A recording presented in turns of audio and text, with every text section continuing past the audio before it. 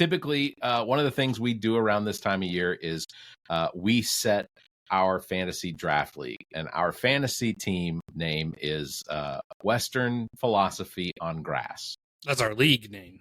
What did I say? Our team name? My bad. No, you're good. Our league name is fantasy for fantasy football is Western Philosophy on Grass. I thought that was a very a fun title for a team or a league name, and we typically do this, and we have an outcome that usually has one individual who comes in on the last pick every single time. It has not been broken, has it? Yeah. Last year she got first draft. That's right. That's right. Last year she did get first draft for the very first time. It did not help her out in her season. So we'll see how this goes. So because we are remote, I am going to do all the picking, and Zach is going to write down. David, if you have any comments to make, please feel free. Also, I want to introduce David Robinson II, who is running for District 2 Congressional District here in South Carolina. He's going to be my representative to Congress, and I have his cell phone number. No. So, all right, we're going to get started. So the first pick, I don't know which one this is. This is a name. Okay. First pick is Angel, Zach. And the first number for Angel is number 4. So Angel is number 4. Going to the second name, Angel and Kate. We picked Angel and Kate together. They are friends that don't live in Columbia, so I'm going to pick a number now. The number is number 3. Look at that. So Kate next victim is number 3. Next victim is Paolo. Whoop! I picked 2 names, but Paolo is the one in front. I don't know what the other name was. I put that one back in the hat. All right, Paolo. All right. And Paolo's number is, I feel like I should have some music. Number 7. Number 7. Lucky number 7, right? Paolo. 3 and 7 is a good one. Yeah, 3's fantastic. Anywhere 3, 4, 5. That's generally where I like to try and be. 3, 4, 5. So the next name is Dustin. And Dustin's number is 5. Dustino. So we're kind of sticking in the middle sections now of the pick numbers. All right, this one, James. Well, we got Jimmy. Where's Jimmy gonna be? James is gonna be. I don't know what 2. Nice, 2. All right, next name. I'm not looking. I'm gonna shuffle because I did look in, so I'm gonna look away as I pick. Oh, Barrett. Barrett. Here we go. Good number. Oh, 10. Number 10. Great. Can't say I like that. All right, here's the next pick. Zach. Me. Oh, here we go, Zach. Here we go. And Daddy needs a new pair of shoes. Zach's number is number 1. Number 1. Yes. Yes. There goes Josh Allen in the first round. Oh, shut up! No, I know who I'm getting. I get 2 picks, first round and then second round. So, all right, here's the next name, Kim Wick. There we go. There we Kim. go, Kim. All right, and Kim's number is not number last. 6. Number 6. That's a good number. Number 6. All right, here we go. Here's the next name. That is me. Me. Yeah. Well, David, in case you were here and I was going to have you pick them, so I wanted to make sure that I had the pronunciation there. Right, she is number 8. And who is number 9? Well, I guess it's the only person left, and that is Brandon. Brandon. That is Bam. Brandon. Brandon talked a big game last year. Brandon coming in at number 9. All right, so that's the pick order. I got it. It goes Zach, James, Kate, Angel, Dustin, Kim, Paula, me, Brandon, and Barry. Hey, I can't really be upset at 10. I mean, 10's pretty high up there, but I can't really be upset at 10. I'll take 10. I've never had one, so this will be interesting. That will be interesting because you pick 1 and then you pick 20. Those are pretty far apart because we do the snake draft. God, maybe I do need to get Josh Allen now. You might have to pull Josh Allen first. All right, we'll get on with the show. Hi, it's Nominee from the Welcome to Wonderland podcast. Are you looking for the perfect blend of nostalgia and patriotism in your wardrobe?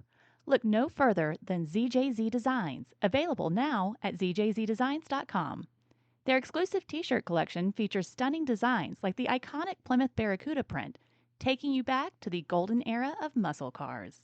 Show your love for your country with their bold patriotic heart designs that stand out and make a statement. From car enthusiast to proud patriot, ZJZ Designs has something special just for you. Head to ZJZ Designs and elevate your style. Visit ZJZDesigns.com or check the show notes. The All About Nothing podcast may have language and content that isn't appropriate for some. Listener discretion is advised. Welcome, Nothingers, to another episode of the All About Nothing podcast. This is episode number 222. I am Barrett Gruber. I'm Zach King. Welcome, Zach. Just get a few things out of the way. First of all, please subscribe and share the show. That's how we get new listeners. Also, if you could, please consider supporting the show financially by visiting our website and clicking on the support link. If you can't do that, please drop a review, hit the 5 stars, give us a thumbs up, or leave a comment. All of that drives us up higher in the ratings for all these podcast platforms. First of all, want to thank Transmissions Arcade, 1712 Main Street, Columbia, South Carolina, for hosting our live event. I guess by the time this episode comes out, a couple weeks ago, right before the Soda City Comic Con. We had a blast doing that. I also want to thank Donald, Brock, Amy, Steve, Deneen, Natalia, RH, all the staff involved over at the 2024 Soda City Comic Con. We had a blast. I don't know about you, Barrett. I'm still pulling myself together from it. Are you? Yeah, I'm so tired.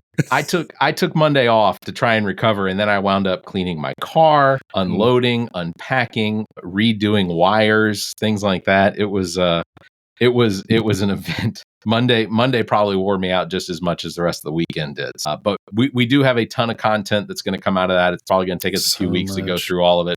We have all of the pictures that were taken in front of our comic stand specifically for the Comic Con. So we'll be publishing those. I think me with Welcome to Wonderland has already published those. So those are out there. And our many awesome interviews with the celebrities that were there. Yeah, we had some great interviews. Adrian Huff. We had Guy Ekastani. Sam Witwer. Yeah, Sam Witwer. We Matthew had Watterson. Mike Bell. I mean, it was a lot of fun and the opportunity. And now we have to start planning for Wilmington because Wilmington's coming up in March. It's the Coastal Comic Con. We will definitely be talking to that as we get closer to it. Also want to thank John Kosas Jr., Broadcast and Media Relations Manager for the Columbia Fireflies, of course, for our weekly Nothinger update. You get that exclusively here on the All About Nothing podcast. Nobody else does that.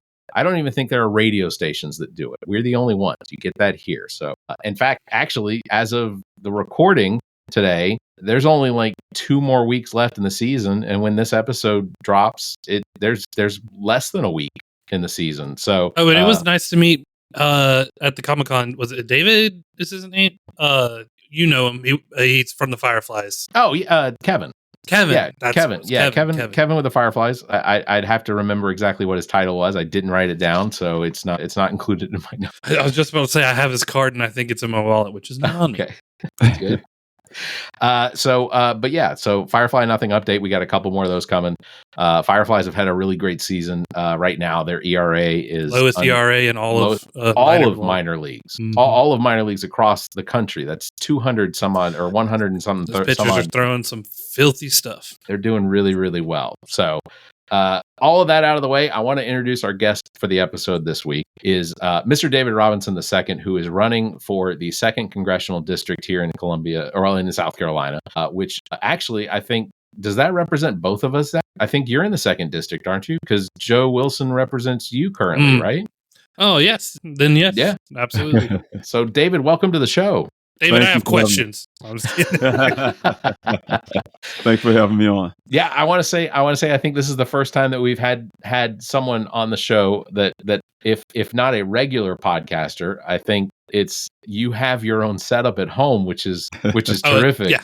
It's meant. Yeah, perfect. So, yeah, no, absolutely. Welcome to the show. And I'm glad that we finally got you on because I want to make sure people know who you are. In fact, I'm trying right now to figure out when we could potentially have a cookout here in our neighborhood so that we can have you come and speak to everyone. But yeah, so David Robinson for Congress.com, South Carolina's Congressional District 2. Your opponent is Joe Wilson, who has been in that office now for almost 20, maybe more than 20 years. More than Way too 20. long. According to your website, it says decorated U.S. Army veteran. What did you do? What was your specialty in the Army, or how long were you in the Army? Well, I came in as a 88 Mike, and that's called a truck driver in military terms. But I worked with a combat engineer unit. I only driven trucks once for the military. I didn't actually do my job. I worked for a combat engineer unit, and we deployed to Afghanistan. It's Enduring Freedom is the war, and I've been there for almost 8 years with the military before I had suffered an injury, of course, that ended my career. So I'm honorably discharged, a wounded warrior, what you would like to call it. So, Sure. but yes, I've been doing my time there. Sure. And now it's still an independent contractor? No, I gave up my okay. business. I gave my business up to join the military. I was driving okay. trucks. I owned 2 trucks, and at the time, we had the 9/11 situation happen, and I wanted to, join the military to give them my skills. Sure. And help the military because we've been losing a lot of soldiers doing convoys and things like that. So that's the reason why I served. Yeah. Well, thank you. Yeah, absolutely. Thank you very thank much you. for your service, because ultimately, I think that's one of the things that people. I get that a lot of us recognize the sacrifice that's being made, but I don't think they fully understand exactly what that sacrifice is. So, thank you for your service. Thank you. Another one of the things that I learned about you when we met the first time at the Democratic convention here in South Carolina was that your son has been missing for several years now.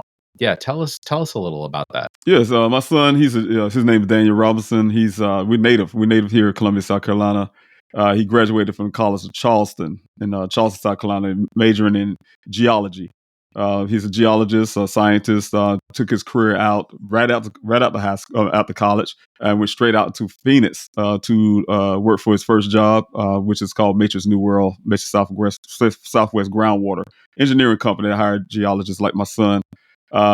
Arizona is a desert state, so they need groundwater, and his job is to determine if those groundwaters can produce. I think it's like 100 years of water before it need to recharge itself every 100 years, and also to be able to support communities because every community in Arizona has to have groundwater because they're relying on that as well as the Colorado River. Yeah. But my son went out there working one evening and one morning, and he went missing after he got assigned to 2 well sites to visit. He went to the second one where he met one person out there in the desert, the Sonoran Desert, and from there, that's where he went missing. Any leads on what potentially happened? Is it foul play, anything like that? Well, initially I had to go with the story that one person that saw him said, and my son just waved off and went onto the desert out there to never be seen again. However, his Jeep showed up almost 30 days later, further in that Sonoran Desert, down in a 20-foot ravine, lying on the side.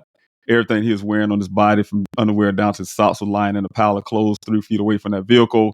My son haven't been seen since. Law enforcement says they don't see evidence of foul play. But my investigation, my independent investigation, I hired also a accident reconstructionist say otherwise. So we have evidence of foul play, and we're trying to make sure that law enforcement takes suit on that. So make a long story, I've been fighting for 3 years for Daniel.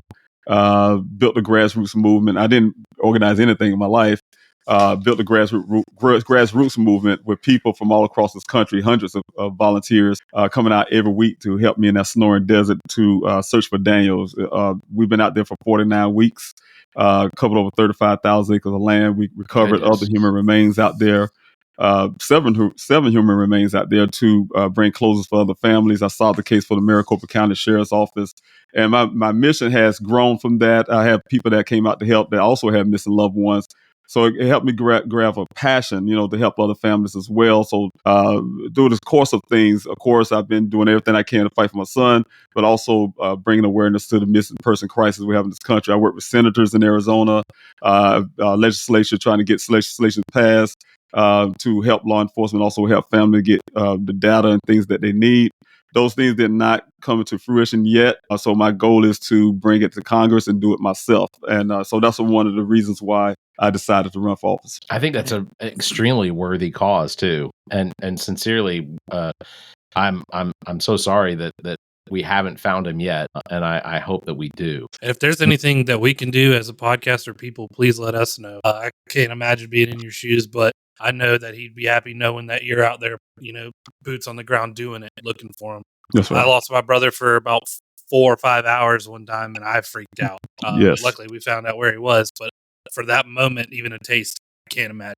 Yes. And I think the most difficult thing for a family like myself, our family, is not knowing. The not knowing is the hardest part of having a missing loved one. You have times where you want to think the best all the time, but other times you think the worst. You just don't know so your emotions are all over the place. Yeah. It's one thing for sure. I talk to families all the time, have loved ones missing for over 20 years.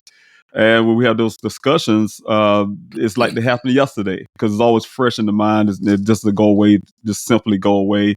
You feel that burden, that pain all the time. Do you, and just purely out of curiosity, are there ever mornings where you wake up and it's not the first thing on your mind? Like, I mean, because I have to imagine it's the first thing you wake up to every morning, but do you ever have moments of clarity or peace where it's kind of like, it's just not the first thing you think of? Yes, that can happen. For me, though, because I'm still fighting for him, I constantly remind myself, one of the biggest things for me is forgetting his voice. And it's hard to even imagine that. So it's sad to say, but families have to go and listen to old recordings, voicemails, things like that, just to hear your loved one's voice. My son and I used to talk for 2 hours every time we talk. Every time, if not every day, we talk at least about 3 or 4 times a week. But it's always 2-hour conversations, and so I miss those type things. Yeah. And so for me, getting up in the morning, it's including like this run for Congress includes my son because hey, look, I know the motivation that keeps me my drive, and that's my son's searching for him, getting those answers that I'm looking for, changes those laws and legislation, get some legislation passed to help law enforcement and help missing Americans find their loved ones, and including getting that information for my son. So those are important to me, very important. So those are things that count. When I get up in the morning, I know the reasons why I'm getting up to fight hard. And I'm fighting hard, of course, for our constituents here in South Carolina, fighting hard for the democracy that I fought for, the Constitution I raised my right hand for. So I'm always in that mode. I'm all in that mode of defending everything that we have here, especially in the climate, especially this election climate that we have. I'm really pushing hard to make sure I win this election because we need people in the right places to safeguard our Constitution, safeguard our way of life, and protect our freedoms and liberties. Yeah, for sure. Yes. A lot of things. I haven't read the entire Project 2025 document, but I've seen bits and pieces out of it. Just and not paraphrasing things, but it's a scary idea what the Heritage Foundation has put together for the Trump campaign. Yes. He's never heard of it. A lot of the people that have worked on that particular document used to be part of either they were part of his cabinet or they were part of his staff when he was president. So it's his denial of it is either convenient because of the dementia. For me, that's my opinion. Or it's just purely out of fear that it's going to have a negative impact on his potential election. Right. So I guess one of the first things I want to ask you in respect of your son is when it comes to legislation that you'd like to see or sponsor, what sort of legislation are we looking at? Well, it's one thing I definitely want to sponsor is I'm gonna start off there. Is the Clear Act? I don't know if Clear Alert. I apologize. Clear Alert. It's something like the Amber Alert, the Silver Alert that we have already. So it's natural for us to have a Clear Alert. A Clear Alert is something that Texas is using for people our ages, adults that is not too young to be on the Amber Alert, a child, Sure. 18 and older, but is not old enough to be on the Silver Alert for senior citizens. So That alert is very crucial to find. Like, for instance, we had one, the clear alert in Arizona. At the time my son went missing, I'm sure it would have helped a lot to get the word out really quickly. Yeah. I understand they put almost like an AVP out for law enforcement's vehicles, but that's not far enough. To see those. I know you go down the interstate and you see those things come up on the interstate to tell you, hey, look for this vehicle, someone's missing, or whatever the case may be. Those things are important, and so clear alert should be naturally to help solve some of the 600,000 Americans that go missing every year in this country. Right now in this state, that can help. So my job is to try to, and I'm working on it now with friends of mine in Louisiana, trying to get it here in South Carolina as well, is that clear alert. And I think it's only 2 states follow suit so far with Texas, but we want to make that national thing. Where the system's already there, you just need to plug it in. I mean, so it's not going to cost anything. It's not going to change the infrastructure. It's going to be just something that you just plug it in. Yeah. The second thing is, like I said, working out in Arizona really hard with some of the legislators there, the state senators there. I learned that there are some policies that hampers law enforcement's ability to do their job.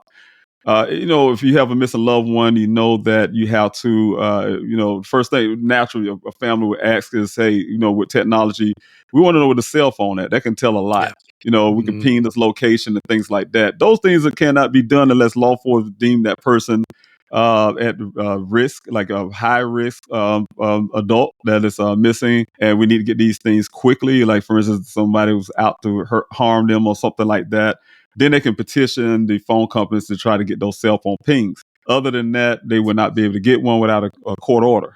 And then even so, without the court order, those data that they get is limited. It's very limited because those cell phone companies, they hide behind their policies and their things they have set up. So that's where I step in at. I have meetings with telecommunication companies to try to get data for my son's case, and as well as trying to understand how their policies work. And unilaterally, all these companies have similar policies where they don't keep things in retention. They'll say, "Hey, we got rid of this thing forever.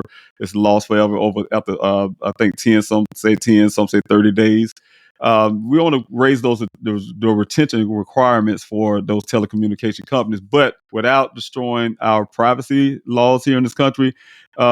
Want to make sure that families are able to get the data that they pay for. Just like when you using your cell phone or using this system right now, any data that comes from that is your data and it belongs to you. It burns to you. You pay a monthly subscription for that, your phone call list, where you at the time you call. All that data is your data, but the cell phone companies will hold those data and actually sell your data a lot of times, but they'll hold that data from you, the consumer that actually owns that data. So we want to make sure families being able to get that. Of course, telecommunication fought back on me with that and say, hey, well, we don't want to be responsible if a husband, they use a crazy scenario, a husband want to look for the wife and to do harm to her, and we give that husband that data, and now he can go over there and do something to her. Yeah. But that's the solution to that. My way is to go through law enforcement still. You still have to go through law enforcement as a family, but that data is yours. You go through law enforcement. Law enforcement don't have to get a court order. They go through the family and say, hey, this is my data. This data need to be released to law enforcement immediately. So that's how that will work, and that's what I'm working on right now to push some of those things into play. Yeah. So by the time that clear alert comes out, you should be able to have that data. Yes. Yes. They're in the clear alert status. Give us the information. That's right. Yeah. I think that's beautiful. You said 600,000 people go missing in the United States a year? Yes, over 600,000 a year. That's 3,000 a day. Almost 2,000 are children. And that's the crazy part. And another aspect of that is 40% of all missing cases are people of color, though we make only 13% of the population. Right. It's a crisis. It's a crisis that happened in this country. That's why I'm very passionate about it. It's a silent. I'll take it like high blood pressure. It's a silent killer. It's taking a lot of people out in this country, and we're missing a lot of loved ones, and we're not talking about it. I get it. We have the opioid crisis. We have all these other crises that needs to be taken care of. But we also need to make sure that we're finding our missing Americans, and that's what I'm going to fight hard for. Yeah, there's so much surveillance. There's so much surveillance out there. 600,000 just to me just is astronomical. It is.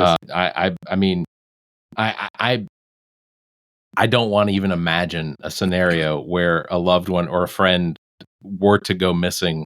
But I would want law enforcement to have all the tools readily available to them in order to be able to find them as quickly as possible. Because, I know in a lot of scenarios, what you wind up hearing is that first 48 hours.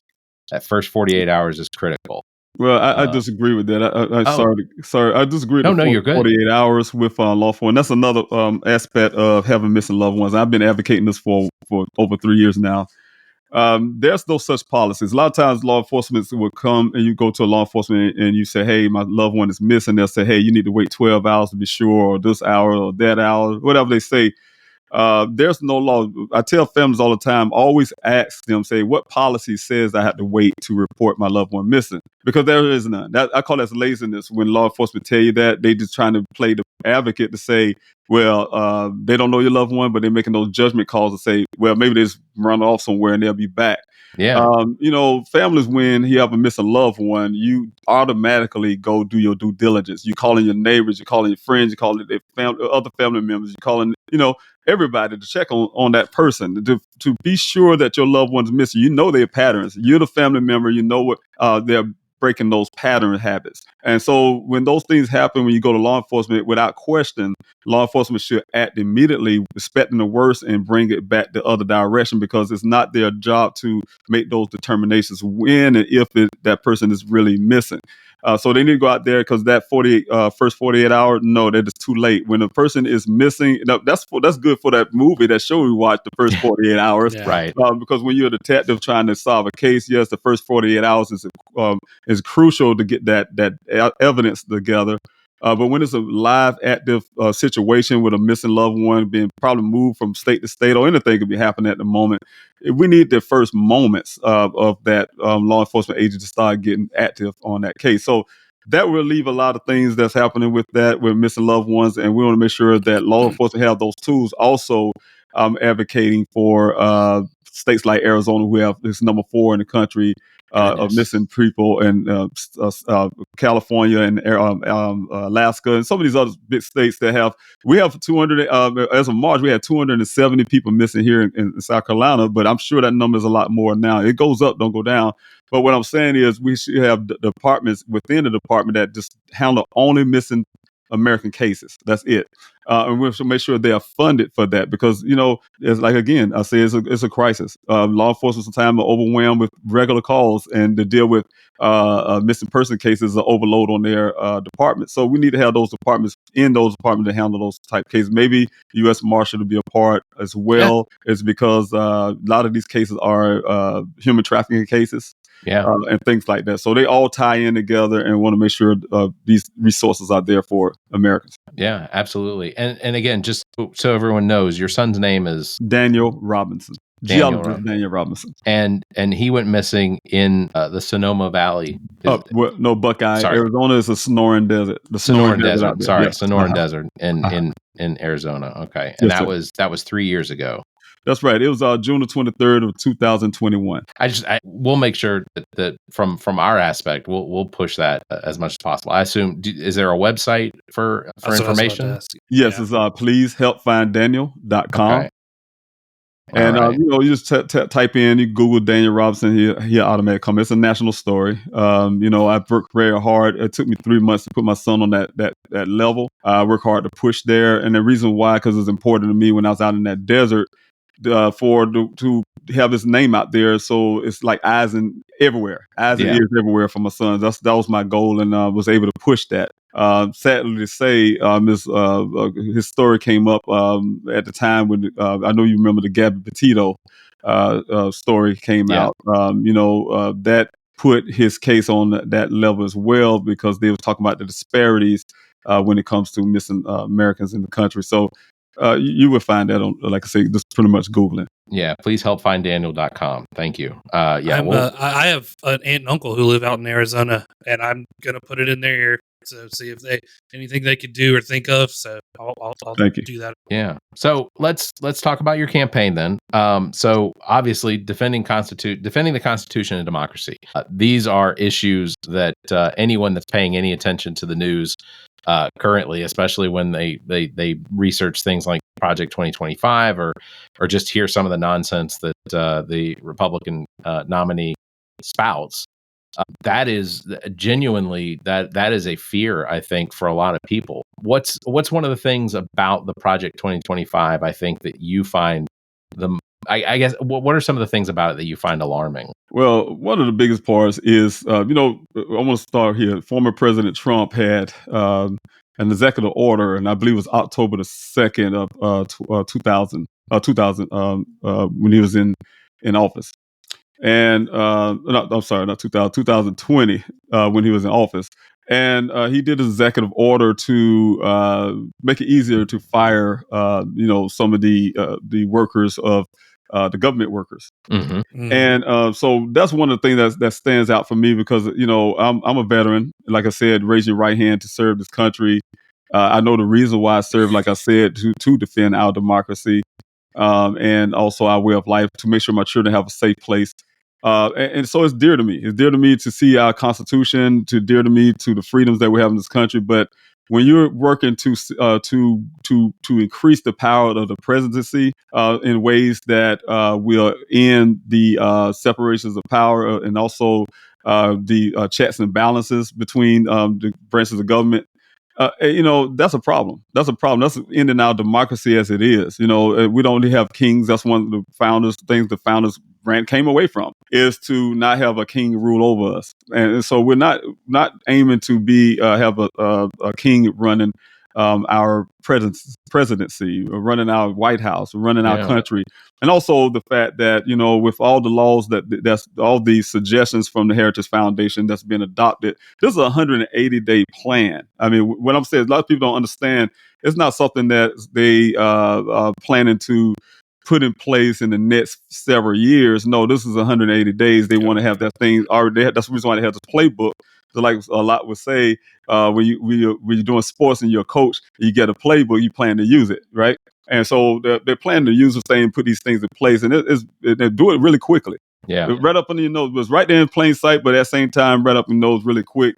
And those things are problematic with the freedoms of women's rights, for instance. How we as a country will have ways to track a woman when she's leaving a state that do not allow abortions in her state, but she want to go to another. She having a health issue, maybe be critical issue, and the only thing she could do is rush across state lines somewhere and try to go get some help for herself. But then they'll track the doctor, and try to put the doctor in jail, and also prosecute the lady for having her rights to an abortion.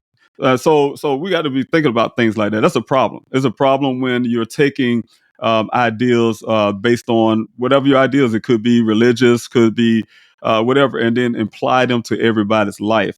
So that's some things that bothers me the most. Yeah, absolutely. When you mentioned veteran, one of the things that I wanted to ask real quickly, we've seen a lot of people like in your district, our district, that are Trump supporters that have been turning the American flag upside down. As a veteran, or painting it black. Yeah, as a veteran, what does that say to you? Because I have cousins that were in the military, and they feel disgraced. But to you, what is it you feel when you see those things, or you hear someone has done that sort of thing? Matter of fact, I have to pass one every day. I leave my house going to some direction. I see a gentleman or lady who have that in their yard with a flag upside. It's disrespectful. It's for a veteran veterans, for all of us, those that are in those cemeteries that gave the ultimate sacrifice, those who are currently serving, veterans like myself who got wounded, veterans like myself that's out doing the job for the country. Those like the Homeland Security is the biggest employer of veterans. Yeah. So what I'm saying is to keep this country safe. So, to see that type of movement, I don't know what the statement is really, really about. But to do that to me is saying a statement like you're anti-United States. A country that we all live in. We all been born. Most of us been born with a lot of immigrants as well. But the thing is, that's very disrespectful, and it's disrespectful to everything that soldiers fought for and what we're currently fighting for. Even myself, as a retired veteran, still fighting for our country. It's very disrespectful and hurtful. Yeah. Zach, did you want to? I agree with you. I had to drive one by one myself every day, like you're talking about. It's one upside down flag, and then he bought another one that's painted black. And I'm just like, what is this? Because if you saw, I'm going to go ahead and assume this person saw another person burning a flag, which you've seen on the other side a bunch of times.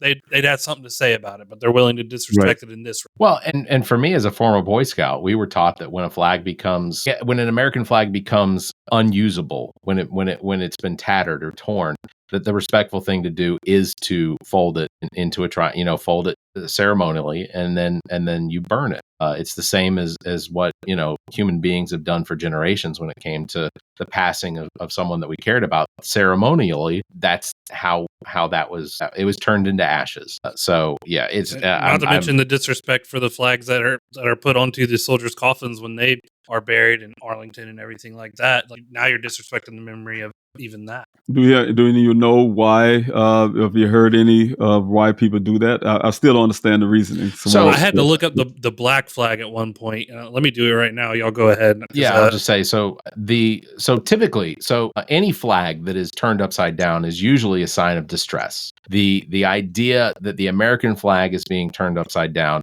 is not a sign of distress. It is intended as a sign of disrespect against the current administration. It is not. This is basically, or this is based on my, I guess, research into it. But for the most part, it's mostly just it's a sign of solidarity with the individuals that committed the atrocities on January 6th, as well as it's a sign of solidarity with the MAGA movement in the Trump wing of the Republican Party. Now, there aren't a whole lot of non-MAGA Republicans that you would ever see do anything like that. But, typically if I see one of my neighbors has their flag upside down, in my head, I know what it is they're trying to do, but I almost want to go over and point out to them, or not point out, but just knock on the door and say, "Are you okay?" Because to me, the upside down flag of any sort is a sign of distress. Something's gone wrong. Somebody needs help. And I think there's no better way of patriotically of showing that there's something wrong with you and you're in need of help. And that brings us to our sponsor, BetterHelp. Yeah, but better like myself, we see it a different way. Just passing by and see something like that. I'm sure the first thing that not coming to our mind is somebody's in distress. We see it as a sign of disrespect. So I couldn't say that. Yeah. Well, and the black flag is apparently seen as a symbol of resistance, defiance, and or protest against the government and status quo. Typically, just like the pirate flags of back in the day, meant to give no quarter. Interesting. Well, I would doubt that most of the people doing this with the American flag actually know any of that. I think that they saw something on a news network and decided, I'm going to do that too. And then it's good enough for Tucker Carlson. It's good enough for me. And they wore themselves out doing it. That's what I figure. So back to as far as the campaign and local here to South Carolina, what are the top 3 issues facing South Carolina's 2nd Congressional District? Representation is everything. And when I've grown up in the Congressional District 6 and as well as 2. It's 6 when I was growing up as a kid and 2 when I became an adult.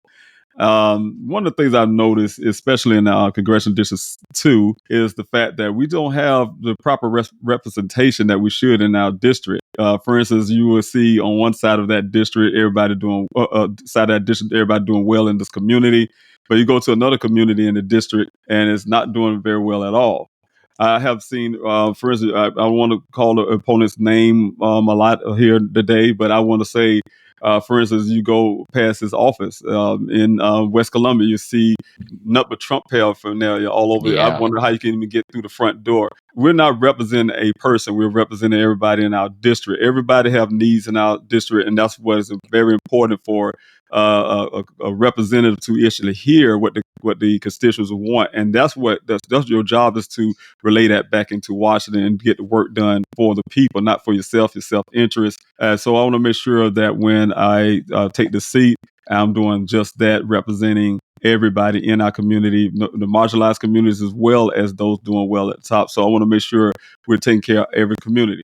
The other part is the school system. We want to make sure that we have quality education in our schools. We're having students right now. We have the lowest test scores here. We need to make sure we're improving the quality of our education by making sure our teachers are well paid.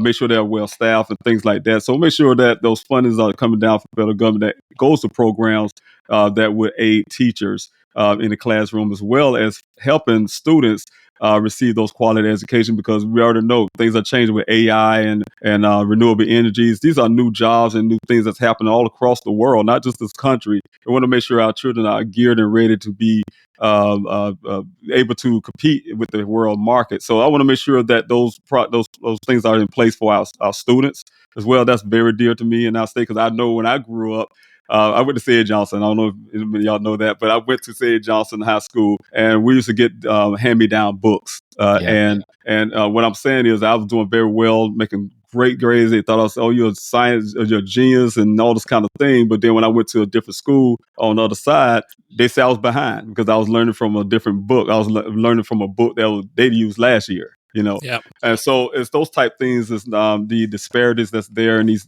school districts. I want to make sure that we're, hey, look, it had to be talk to some of the local legislatures here to make sure that federal funding is being distributed correctly, to make sure that every community is not falling behind. Because like the military, I don't believe in leaving anyone behind. That's what we've been trained in the military. We don't leave any American behind, whether in a war zone or whether back here in this district. Also, I want to make sure that we're for my community, because South Carolina needs a whole lot of things. But one of the things is providing, yes. And I hate to say it that way, and I hope I'm not over talking, but no, please. The quality of our healthcare, and that goes back to Project 2025 as well. That's one of the dismantle the Affordable Care Act. It's something that really focuses on especially marginalized communities who need it the most. It helps millions of Americans with lower costs on healthcare. We have the prescription things being taken care of with the $35 cap for insulin for those on Medicare. But I want to make sure we're in the South Carolina is taking those things and make sure our senior citizens are receiving those benefits from the federal government. So those type things. I mean, it's so much with that. So make sure that we're keeping that cap and also bringing that to other medications for our state. But there's so much more, and I don't know how much time I have to keep talking about it. I have a lot more. No. I have a similar story as you when it comes to the education part of that. And I was just going to say, we've already paid the bill, so you're good. When I graduated from high school, I graduated with a 3.8 GPA. I was very proud, had the scholarship, but me being who I was, I had the degree I wanted. I needed to move out of state, so I went to Raleigh. I went to a Wake Forest transfer school in Wake County, which is in Raleigh. The first class I had, I remember we had to stand up and start talking about who we were and all this stuff. And when I said I'm from South Carolina, the whole class dogged me. Like, aren't you like 49th in education? And I was like, what did I do? And they're like, you haven't done this or this. I'm like, no, not yet. And they're like, oh. I'm just like, yo. And then it really put into my mind that South Carolina truly is, even then, 2008, behind in education. Yeah. Like, just missing. And even like the education wise, I was going for technology, but just realizing I wasn't even giving the tools to be on the path for graphic design or anything like that. Well, Zach, how much was missing? Carry that back 10 years even further, because and really the only people to blame, and this is one of the things that dumbfounds me every time somebody says, well, I'm voting for so and so because they have the best plan for education and they have that individual's been in office now for almost 20 years. Oh, yeah. Exactly. All of the issues that South Carolina has, and this is local South Carolina, so not congressionally, but all of the issues that South Carolina has are related purely to the representation that we have in the state legislature. And the state legislature has been in control by the Republican GOP party since 1998. That's right. And it's been a super majority almost that entire time. And if anyone looks at South Carolina and recognizes, one, we're in the top 5 as far as domestic crime. We're in the top 5 when it comes to violent crime. We're in the bottom 6 when it comes to education.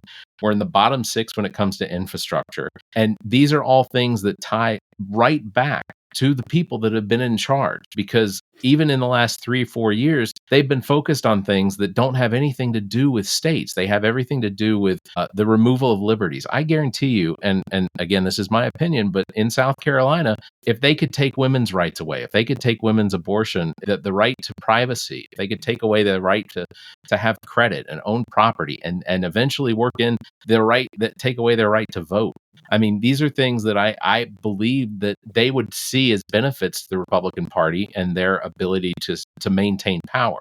That's right. So Yeah. it's dumbfounding to me that people don't look at the facts and they don't recognize. Our Congress in the last 2 years has been completely ineffective, has passed virtually almost nothing that benefits the country, because they're focused on trying to indict or impeach President Biden. They're focused on trying to remove members of his cabinet or impeach members of his cabinet.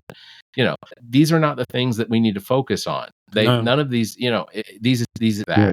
Right. When you meet local people and they complain about progressives and Democrats and things like that, it's like, what are you having to gripe about? The situation that you're in is because the status quo has been the party you align with for your life, your granddaddy's life, everybody. Like, it's That's just right. the way it's been. The other side has never had a chance to make any kind of difference and even show what could be possible. You're just going off of, hyperbolic speech and things like that. And it's not real. Yeah. anymore. And if I were to play devil's advocate and I were to look at a state like California, and if California was mimicking South Carolina, I would say look at California. The Democrats have ruined California, but I can't. Mhm. California No, you can't. is in the top 5 in almost all of those categories, and it's Right, because right. of the investment and the work that the legislature does. And it's also representative of the individuals that they put in Congress, because those individuals go into Congress with a mission to continue to provide for their citizens. Where the 7 districts that we have here in South Carolina, right now we have one individual that really seems to be focused on trying to make South Carolina better, and that's James Clyburn. So That's right. Well, That's and right. you look at South Carolina and you go, guys, like how far we are behind. That's kind of your yardstick. It wasn't long ago we just removed the Confederate flag off of the Capitol just so we could get more income. And look what that one move did under a Republican governor. Look at the one move did. Why don't we have some good progressive ideas? Maybe we could get some more, prosperity happening for the state of South Carolina. Well, It's it's, just little things. it's a shame as well to hear that talk about the flag that came down, but yet we're one of the only 2 states with the don't have a hate crimes law. right. After a senator was murdered in Charleston, so we need to do better. We And make sure. I'll just say his name, Pinckney. Pinckney, that's right. An outstanding individual. I have a friend who is directly related to him, and when he passed, it was crushing for me. So I mean, like it was absolutely emotional to be murdered in the way that he was with 8 other individuals. That's right. And that Dylan Roof is still alive today, and he was not taken down by police. He got to have Burger King on the way to jail.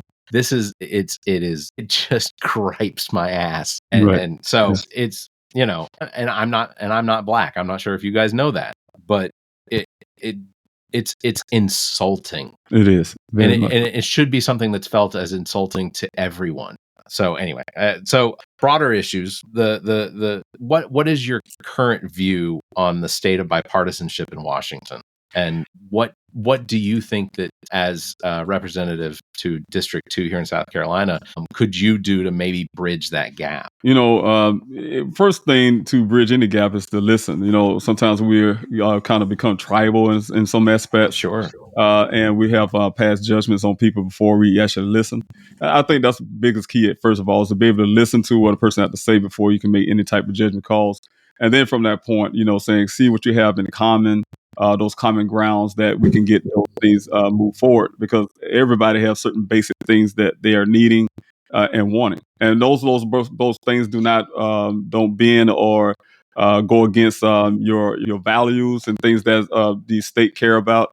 Those are things that we can work on. So I think it's all about listening and being able to talk to one another and actually just listen, to sit down and actually listen without going out and saying certain things without actually, just have those good talking points and say, hey, this person is not worth talking to and things like that. So I disagree with not communication at all. So Yeah. it definitely have to do that. Yeah, no, I agree with that. I agree with that completely. I think when it comes to the bipartisanship, I think it's a lot easier if there is some actual active listening involved. Because if everyone comes in there with just this is my goal, or this is my lack of goal, is sometimes what it seems like, then they cut off their nose to spite their face, Right, and there's no way around that. Unless, and I think that's one of the things that I hear is, despite the fact when the cameras are on, it is tribal, but when the cameras are off, for the most part, minus a few representatives, it does sound like there is actual work that they try to get done.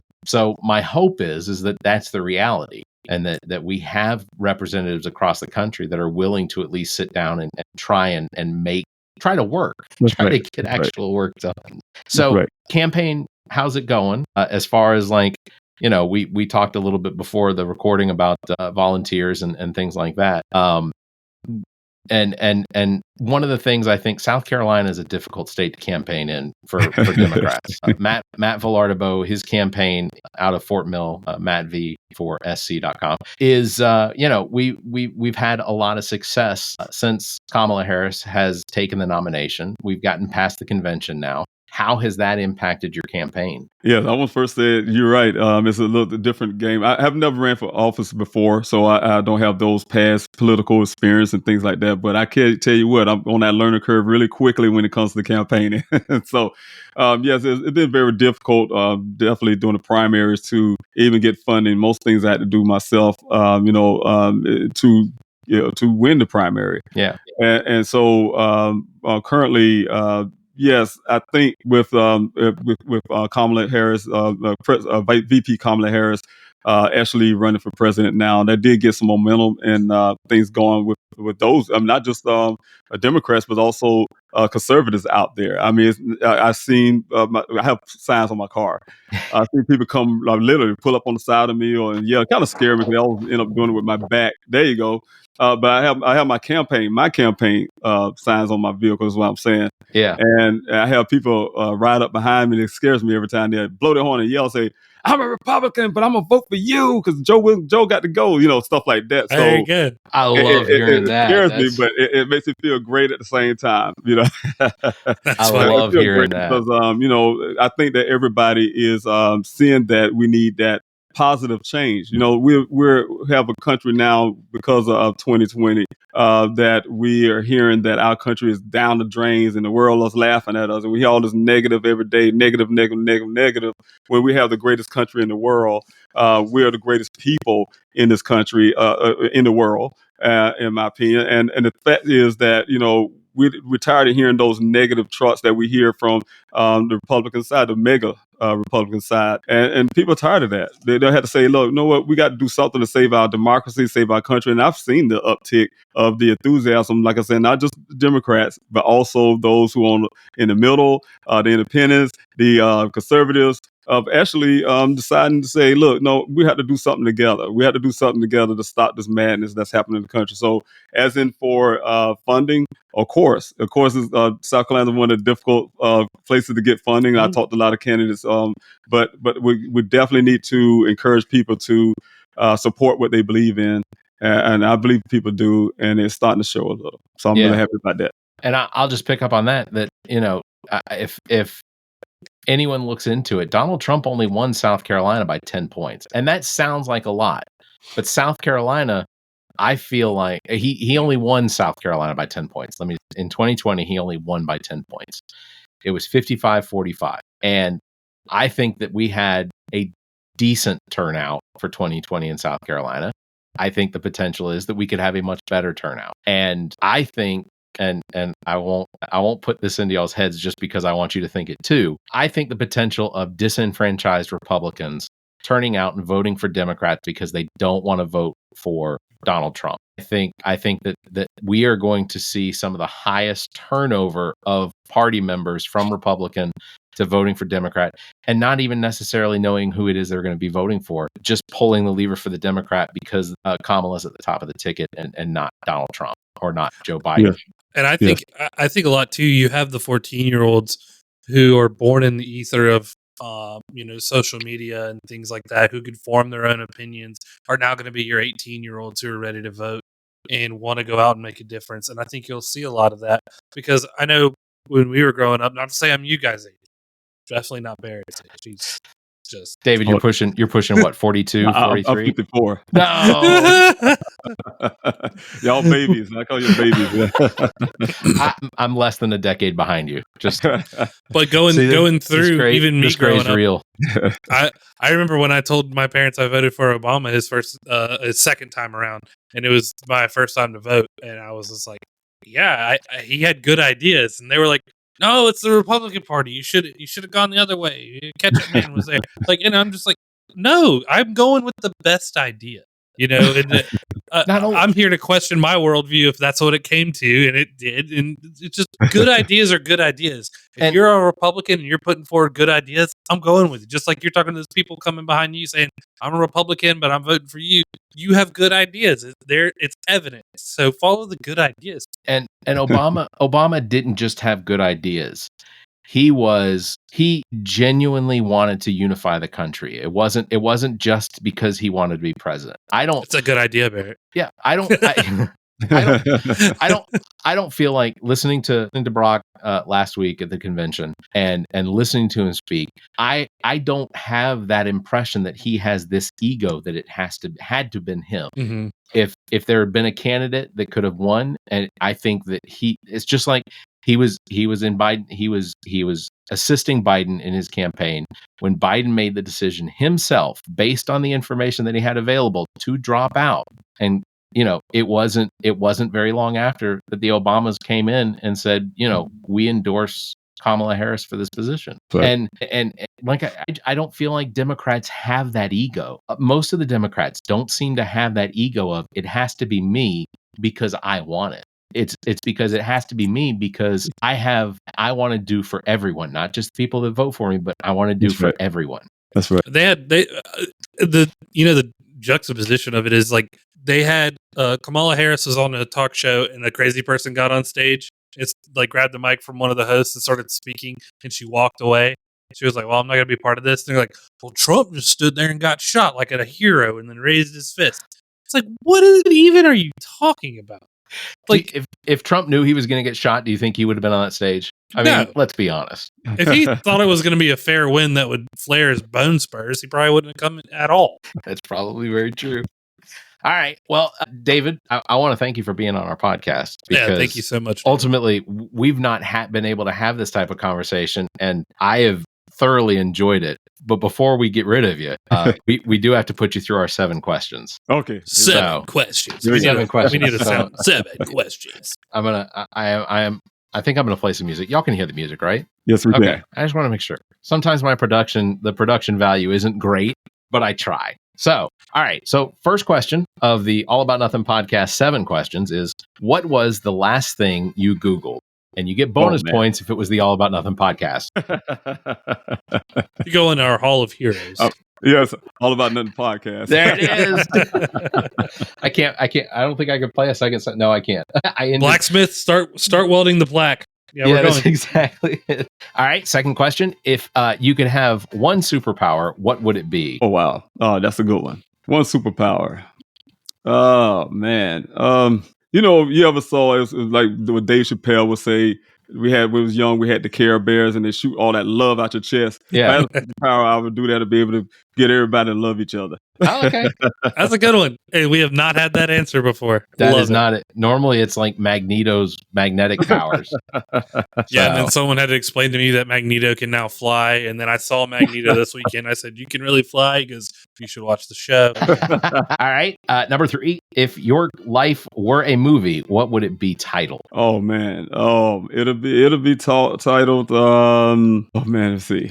That's a hard one. That's a very hard one because it goes all over the place. I would say, movie title: Gone with the Wind. Oh well, and the reason why I say that, The reason why I say that because my life just goes with the wind. In other words, I walk by faith and not by sight. My life goes from one thing to the next, and it's been a long journey so far. I like it. And I feel like Gone with the Wind is probably due for a reboot. That's right. They reboot everything else. And a lot of people wouldn't even know what I'm talking about. They'd have to make a lot of edits. They're Googling it right now. now that I think about it, I'm not entirely certain why Gone with the Wind was titled Gone with the Wind. I don't either. I can't remember. I can't put those two together. I'd have to think about that. All right. Number 4, if you could eat one food for the rest of your life, what would it be? Oh my gosh. It'll be a ribeye steak. Oh, go ahead. No, ribeye? I was going to say bonus points to something that's local to District 2, but I do love a ribeye steak. That is local to District 2. So the next question then, B question, or I guess sub question to that one. How's it done? How do you have your ribeye done? Medium. Okay. All right. I'm a medium guy myself. See, I tend to push it more towards the medium rare because I know it's going to cook on the way to the table. With a ribeye, you might have it mooing at you when they put it on the plate. I you know what? That probably wouldn't bother me that much. That probably wouldn't bother me. I got one from Outback one time. I'm like, it's bleeding still. I don't think you guys. That's flavor. That's all flavor. All right. What is your least favorite candy and why? Oh man. Well, anything with chocolate. So it'll be a Hershey's Kiss or something. Really? Oh, that's your favorite candy. None favorite. I do not like. Oh, you don't like chocolate at all. At all? No. Oh, whoa. Whoa, that's hot take. So I gotta know, what's your favorite candy? Are you like give me the sour Skittles kind of like? Yeah, it'll be more like if you remember back in the day, it was the lemon heads. That was one of my favorites. Yeah. You know what? Just thinking about it, you get that feeling in the back of your your jaw. All right, number 6. What is one strange or unusual talent that you have that no one knows? Unusual talent. Well, I have good talent. I'm a singer. That's a talent. Oh, okay. But unusual, I can't think of one that would be unusual. Alto, bass, tenor. Where are we at? A tenor. Tenor. Yes. My godfather actually was one of the black spiritual tenors. His name was Sam Hagen. Oh, okay. Yes. He actually just recently passed away earlier this year, but yes, my condolences. It's amazing some of the response or just listening to some of the stories that we've heard from people that knew him and sang with him. So yes. Tenor. I am in chorus. I sang as a bass. But I can now sing. You're a tenor. But I sing. But I a tenor. I can sing as a tenor. And if I go into some falsetto, I can go up to yeah, that's what I was about to say. I can do a little bass too. A little. All right. Question number 7. If you could have dinner with any 3 people, dead or alive, who would they be? Oh man, it would be. Let me see here. Dead or alive. First person would be Denzel Washington. Okay. All right. Let's see who else I would do that with. I would do my impression of Denzel Washington, but usually it comes off as kind of offensive. And I mean no disrespect. You can't do the lip trouble. Like, well, however you see, I can't even do it. Well, okay. So Denzel. It definitely would be with President Obama. Okay, that's a good one. That's a good one. Solid pick so far. I would definitely need that guidance right now. Sure. Also, the last person would be. Oh man, this is a hard one because I have so many people I would. I had to pick one, huh? One more. Because I have a whole table full of people. Also, bonus points for picking Barrett and Zach of the All About... No, I'm just kidding. There we go. Barrett and Zach. There we go. We can fill that in. David, you don't want to see us eat. Smashing you all together. We eat like this. You don't want to watch us eat. It's like 2 guys right out of prison. We're protecting our food. We're leaning all over it. All right. Growling a lot. Yeah. No, that's fantastic, David. I think of the candidates that we've had on, and we've had on a lot, but specifically for our District 2, I am excited that you're running, and because we had Judd Larkins on when he was running a couple years ago, and Judd I thought made a good candidate for the Republican Party. Not to say that I don't like Judd, I think he's a great guy, but you know what? I do have one last question, and it's what is your stance on marijuana? Well, my son used to smoke marijuana, but one thing I can say that with marijuana, it's like the way my view on it is something that could be utilized for medication because we are utilizing that now. I'm not sure, and I'm trying to think if South Carolina have access to that, when it comes to the medical marijuana for the state. I'm not sure. I think we have some farms and things like that. But South Carolina. I've heard rumors that, or I've heard people say that South Carolina does allow for medical marijuana, except that, or there's no law against medical marijuana in South Carolina, but that they follow the federal guidelines of it being a Class A narcotic, so therefore making it illegal. But I've also heard people tell me that no, South Carolina in no way recognizes marijuana as being anything but illegal, purely based on state law, as well as recognizing the federal law. Honestly, I would like for marijuana to be considered legal for South Carolina recreationally, but it's not just for personal reasons. It's not just for wanting to use it. It has more to do for me with the fact that there are so many people that have been that minor possession with no violent crime. And ultimately, what I want is that marijuana be legalized and decriminalized, and then retribution made to the individuals who have been incarcerated for something that never should have been a crime. And that's my biggest stand. That's my biggest thing. I want it too, and I can't use it for employment. And when I do, if I ever in the past have used it, it has not agreed with me. If a doctor ever prescribed it to me, I'd be like, I don't think you understand. Like, what? No way. I can't.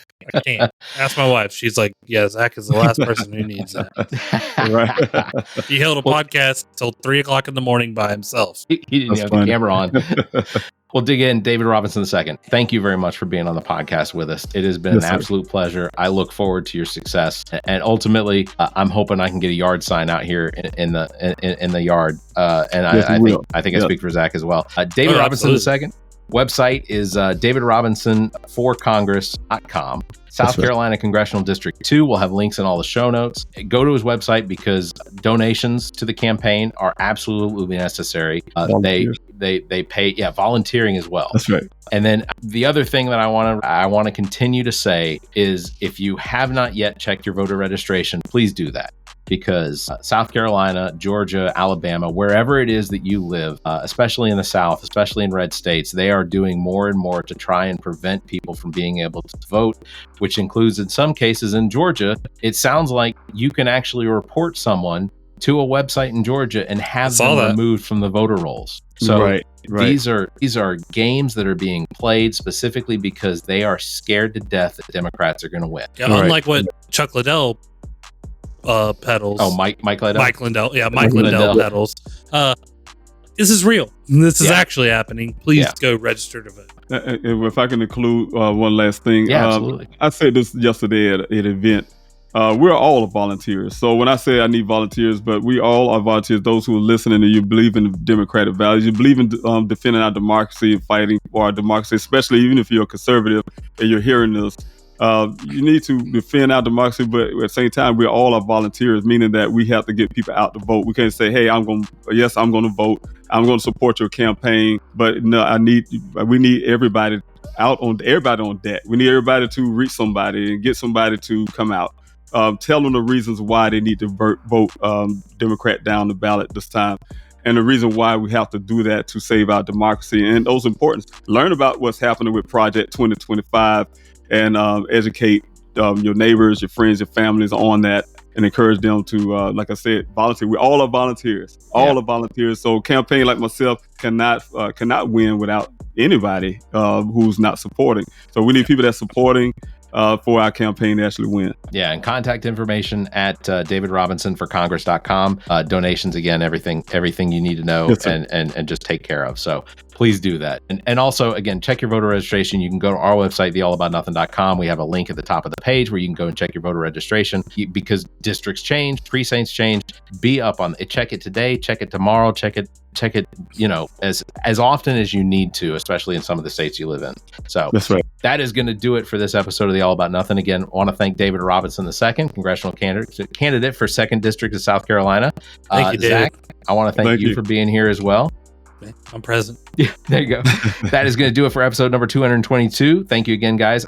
Links to past episodes, podcast platforms, merchandise, and social media are available at our website, theallaboutnothing.com. And if you think our financial model of giving away free content and entertainment is silly, and you're in the giving mood, why not become an official Nothinger by supporting the show monthly? Members get early access to this episode as well as exclusive content, or you can make a one-time donation through our same link. If you'd like to be a part of the show, you can do that. Call us, leave us a message, 803-672-0533, or you can email the show at theallaboutnothing.com or join our Discord server. Links available at theallaboutnothing.com.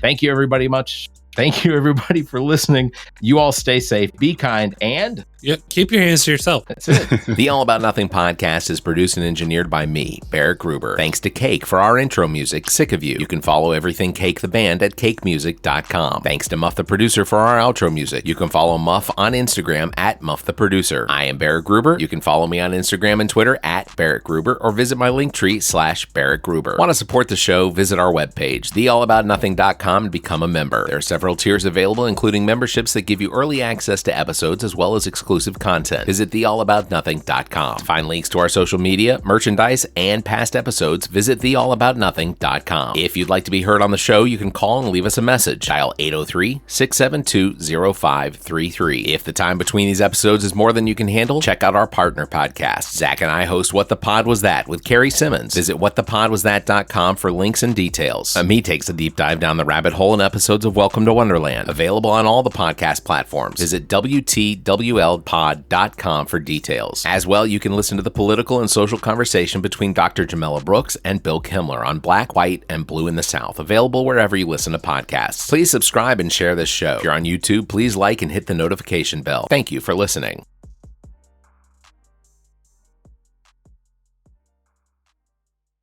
The preceding podcast is a product of Big Media and copyright 2024, all rights reserved.